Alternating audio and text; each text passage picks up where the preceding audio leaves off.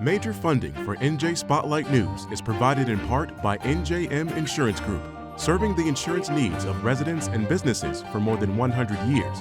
Horizon Blue Cross Blue Shield of New Jersey, an independent licensee of the Blue Cross and Blue Shield Association, and by the PSCG Foundation. Tonight on NJ Spotlight News, flight restrictions at Newark Airport could be extended as staffing shortages continue to plague air traffic control. So what does that mean for your next flight? Plus, visitation flight. Families trying to visit loved ones held at a New Jersey immigrant detention center say they face grueling wait times and unanswered questions. Well, advocates told me that it feels that they're punishing families as well, not just the people that are detained here in the detention center. Also, protecting against mosquitoes. With West Nile virus detected across most of New Jersey, experts are sharing how to limit your risk. Most people probably who get infected with West Nile have no symptoms, so that's the positive.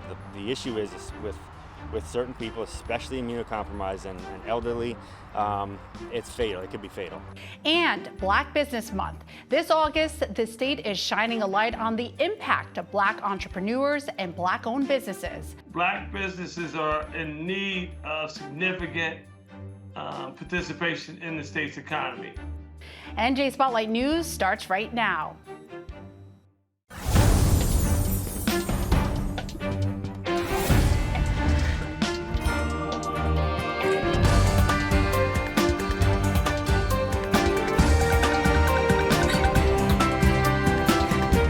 From NJPBS Studios, this is NJ Spotlight News with Brianna Venozzi. Good evening and thanks for joining us on this Monday night. I'm Raven Santana in for Brianna Venozzi. We begin with a few of today's top stories. First, the Federal Aviation Administration has proposed extending flight limits at Newark Airport through October 2026. The FAA in May capped flights at just 34 arrivals and departures each an hour through the end of 2025.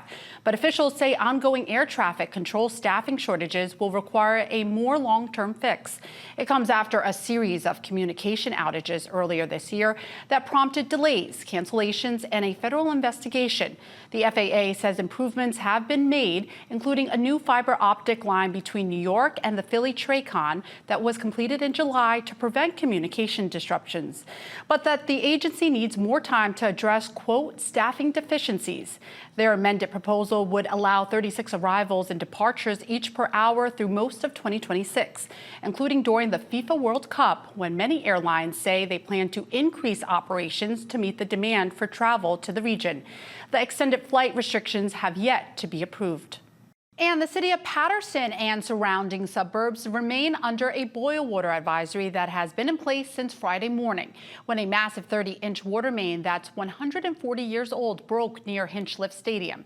The Passaic Valley Water Commission, which serves the area, said repair work is expected to be finished later tonight or tomorrow. Residents of Paterson and Prospect Park are urged to boil their tap water for at least 1 minute before use to kill any bacteria that may be present. Haledon and North Haledon are also under a boil water advisory as the local water company serving those towns buys water from the PVWC and is impacted by the main break. The Passaic County Health Department has ordered all businesses serving food in the affected area shut down. PVWC handed out bottled water to affected people at Hilford Park today, and portable showers and toilets were made available at John F. Kennedy High School. Mayor Andre Saya today shut down splash pads and asked residents to conserve water until the issue is resolved. Also tonight, new information is emerging in the case of an undocumented immigrant who allegedly killed a woman and her daughter in a drunk driving crash last month in Lakewood. According to a recording obtained by the New Jersey Monitor, state prosecutors sought to detain Raul Luna Perez while he awaited trial, but a superior judge denied the request and ordered him to be released. In the hearing last month, prosecutors said Luna Perez had been arrested 3 times in 4 months for driving under the influence. But based on a pretrial assessment, the judge sided with Luna Perez's attorney and ordered him to be released to his home with an ankle monitor. He was later arrested by immigration agents. It comes as the White House has accused the Murphy administration's immigration policies of shielding criminals, claims the governor and attorney general have denied.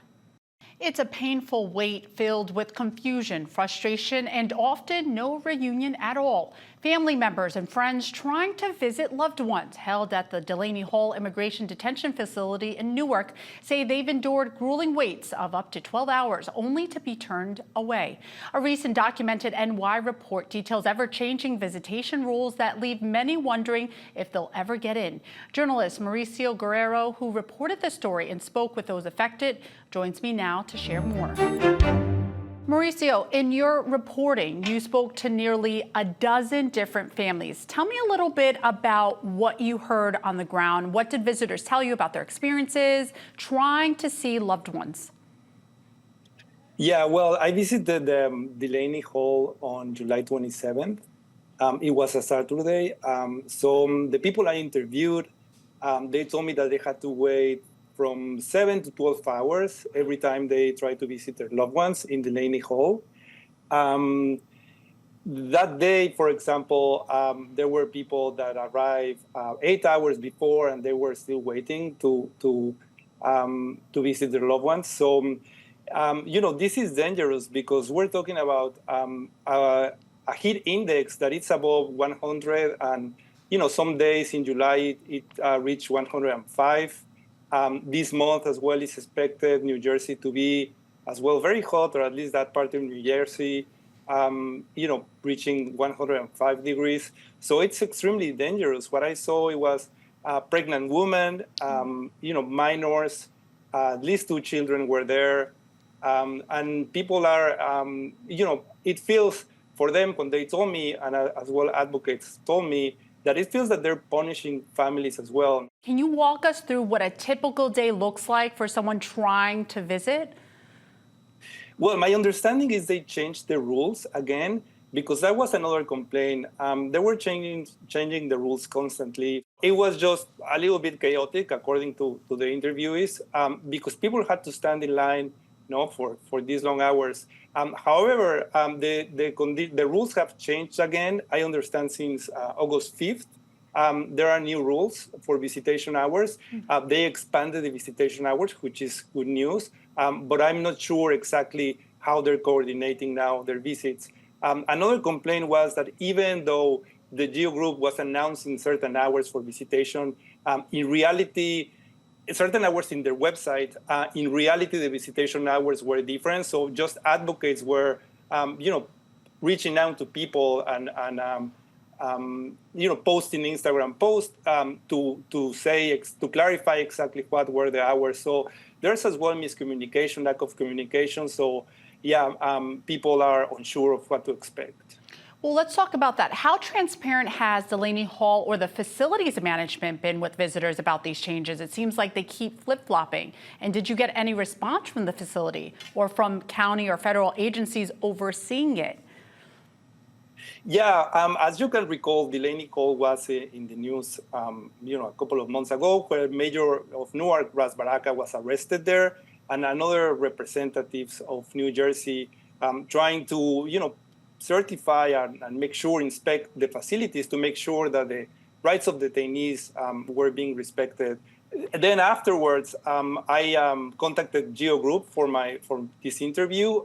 They just, sent me a boilerplate statement saying that, the food is fantastic. It's, approved by dietitians. They also said that, the facilities, they're never overcrowded, which is false, because we've seen in several GEO Group facilities that there's, bad food, overcrowding, and just this year, 4 people at least have died in GEO Group facilities. This, despite the fact that for Delaney Hall specifically, they received $20 million contract from ICE, and they expect to make at least $400 million this year for the expansion of the detention apparatus in the U.S. What do you want people to take away from when they think about the impact of these restrictions and delays on detainees themselves, even?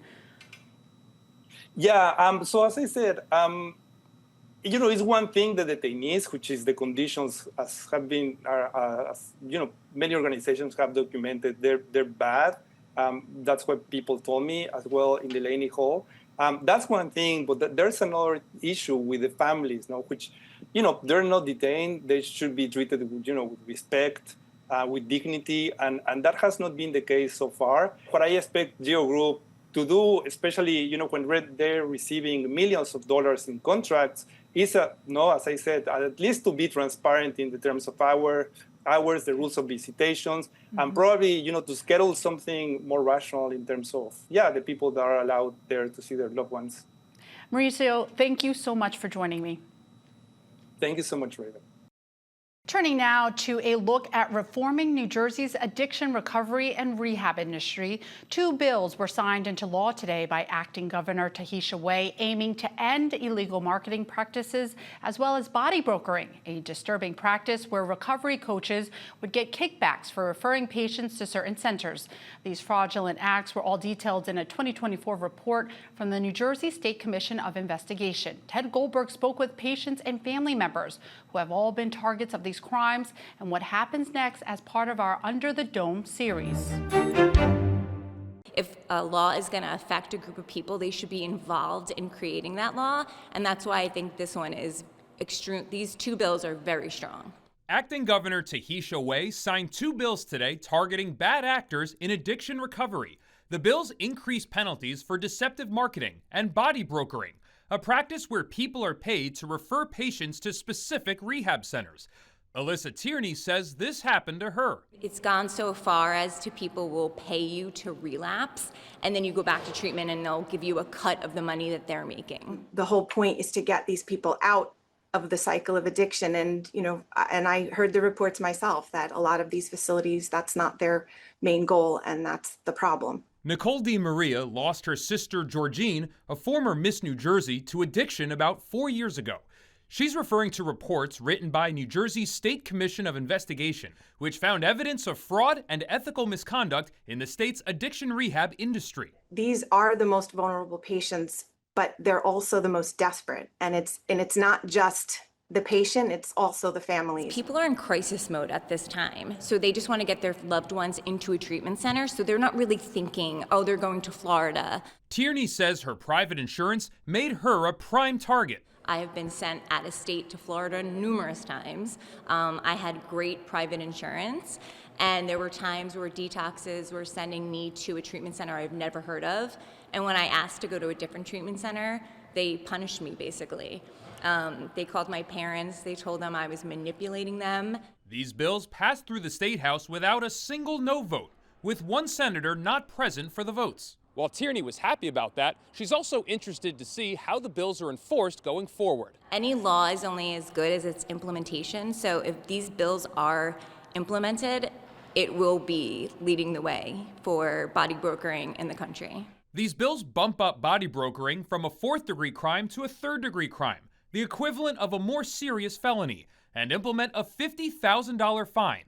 Advocate Elizabeth Burke-Beatty says more laws may need to be written if bad actors find loopholes in these laws. Wherever there is money to be had and money to be made, and we know that the opioid crisis has really created more funding, which thank goodness it has. However, we need to be careful that the people who are trying to secure those funds are doing it for the right reasons. Any focus on this industry, I really appreciate, and it's welcome.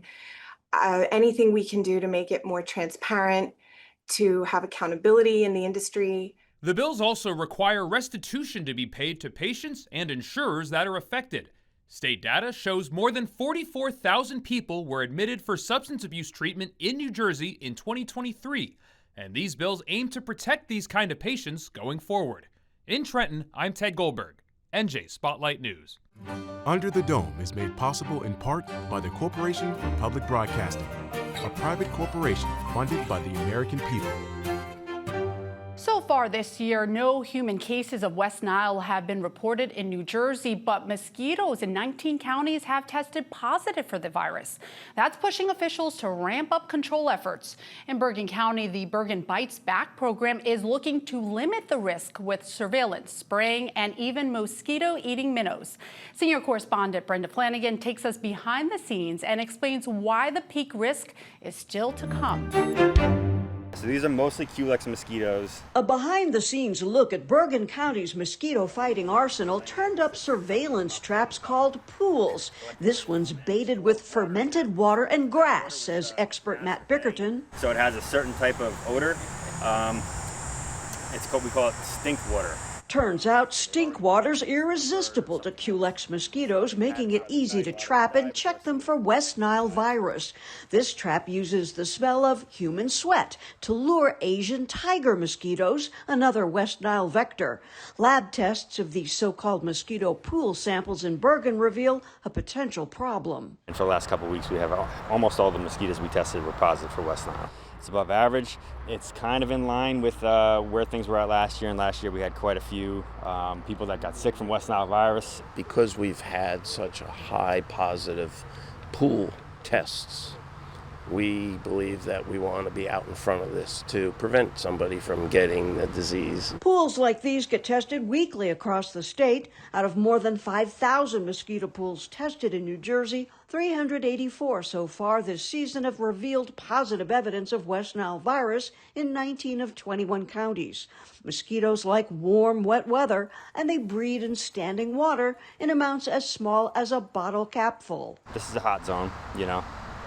Bergen County, Hudson County, Union County tend to be relatively high for West Nile. We think that's mostly because the mosquitoes that are the best vectors for West Nile virus are the urban species. These larvae mature in about a week. The females can live and bite for a month, laying multiple egg batches. To attack the hatchlings, the county's $2 million Bergen Bites Back program sprays residential neighborhoods with Vectobac, a biological larvicide, usually over housetops and into yards during pre-dawn hours. You got to be proactive in some fashion.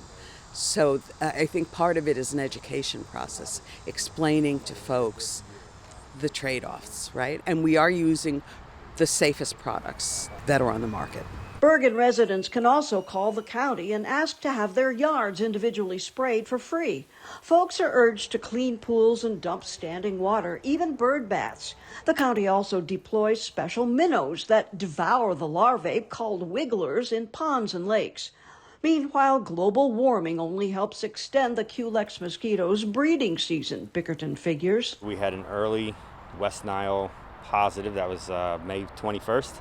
So that was really unusual. We haven't had activity that early in recent memory. Last year, New Jersey reported 41 human cases of West Nile in 14 counties, with 8 deaths from complications, compared to 13 cases and 1 death across 7 counties in 2023. But most people bitten by infected mosquitoes don't even know it. Most people probably who get infected with West Nile have no symptoms. So that's the positive. The issue is with certain people, especially immunocompromised and elderly, it's fatal. It could be fatal. Mosquitoes carry other diseases too, including dengue fever, malaria, and chikungunya. New Jersey's West Nile season peaks between mid-August and mid-September. In Paramus, I'm Brenda Flanagan, NJ Spotlight News.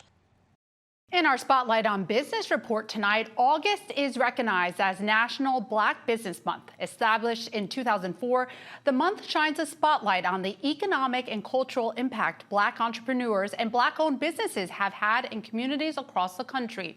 Joining me now is John Harmon, founder, president, and CEO of the African American Chamber of Commerce of New Jersey. He joins me to talk about the progress made, the challenges ahead, and how we can all play a role in strengthening Black-owned businesses across the state.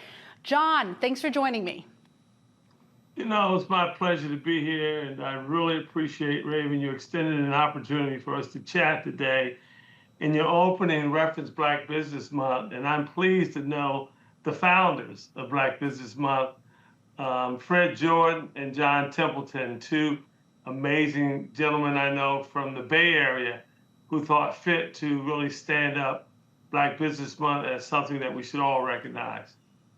Well, I love that intro. I wanna put a pin in that. How would you describe the current state of Black-owned businesses, and are some of the current economic conditions impacting Black-owned businesses here? The short answer is, you know, it's a little complicated, right? On one hand, recent census data shows that Black businesses have grown exponentially coming out of the pandemic. This is based on the 2022 census that puts us today about 124,000 Black businesses in New Jersey. But they're largely sole proprietorships. They're not really a part of the economy where they can grow and scale their enterprises. So that's an opportunity for the state of New Jersey. So that opportunity, if it's met with intentionality and a significant degree of reciprocity, it can lead to a more competitive state. So Black businesses are in need of significant participation in the state's economy. So, John, you spoke about the needs. What are some of the biggest barriers Black entrepreneurs face when it comes to starting or growing their businesses? No, I think that's a great question. Capital is always an issue. Access to opportunity is in greater need, more so than access to capital, because if you have contract opportunities, you can tend to find the capital. And Black businesses, as demonstrated through the state's disparity study, are not getting an equitable share of public contract opportunities, notwithstanding our participation in the tax system in the state. We don't have a deficiency of businesses that could participate in the economy. They're just lacking access to the opportunities, being invited. So that speaks to this current environment, given the federal government is pulling back on MBE programs, minority business enterprises, and women business enterprises, as well as disadvantaged business enterprises, as programs to give entree to federal contracting. That's a problem, particularly for our businesses. Well, it seems like there's no lack of talent, but when you think about corporations, right, and policymakers, what can they do better, John, to support Black-owned businesses? Great question. It's all about a couple things: intentionality and reciprocity, right? If we can deliver the value that's going to have an impact on your bottom line of your corporation or large business, we should be afforded an opportunity to compete. So they have to be intentional about it, partner with the African American Chamber of Commerce, and be willing to have a reciprocal relationship based on a value imperative that will derive mutual benefits. Well, we are in an election year. Has either gubernatorial candidate proposed policies to strengthen Black-owned businesses in the state, or what would you like to see, John, done in the next administration? So, Raven, a fantastic question. I'll give you both sides of that. We have had extensive conversations with both candidates, and so I'm pleased and thankful for that. However, given that Blacks have voted 90% for the Democratic Party consistently over a number of years, I personally, as a registered Democrat, but as an organization that speaks to both parties from a bipartisanship basis, I would expect the Democratic Party to be a lot more forthright and intentional about how they're going to mitigate the systemic challenges in terms of specific Black agenda initiatives. And we haven't seen that. We've seen overtures, which are pointing in the right direction, which is encouraging. But today, we need to see your cards. This election could be transformational for the next administration, as well as for the Black community. John Harmon, thanks for joining me. Raven, thank you so much for the opportunity. Support for the Business Report is provided by the Newark Alliance presents the 2025 Halsey Fest, featuring the vibrancy of Newark's Arts and Education District and Halsey Street. Halsey, a neighborhood built on hustle and heart. The 2025 Halsey Fest schedule is available at halseynwk.com. That's going to do it for us tonight, but a reminder, you can download our podcast wherever you listen and watch us anytime by subscribing to the NJ Spotlight News YouTube channel. Plus, you can follow us on Instagram and Blue Sky to stay up to date on all the state's big headlines. I'm Raven Santana for the entire team at NJ Spotlight News. Thanks for being with us. Have a great evening, and we'll see you right back here tomorrow. New Jersey Education Association, making public schools great for every child. RWJ Barnabas Health. Let's be healthy together. New Jersey Realtors, the voice of real estate in New Jersey. More information is online at njrealtor.com. And Orsted, committed to delivering clean, reliable, American-made energy. NJM Insurance Group has been part of New Jersey for over a century. We support our communities through NJM's corporate giving program, supporting arts and culture-related and nonprofit organizations that serve to improve the lives of children, rebuild communities, and help to create a new generation of safe drivers. We're proud to be part of New Jersey. NJM, we've got New Jersey covered. Whatever your cancer journey, there's one place in New Jersey where our discoveries become your care. You'll have access to advanced treatments, including clinical trials, thanks to our renowned scientists and multidisciplinary teams at New Jersey's only NCI-designated comprehensive cancer center, the one world-class cancer program that's close to home. RWJ Barnabas Health and Rutgers Cancer Institute. Let's beat cancer together.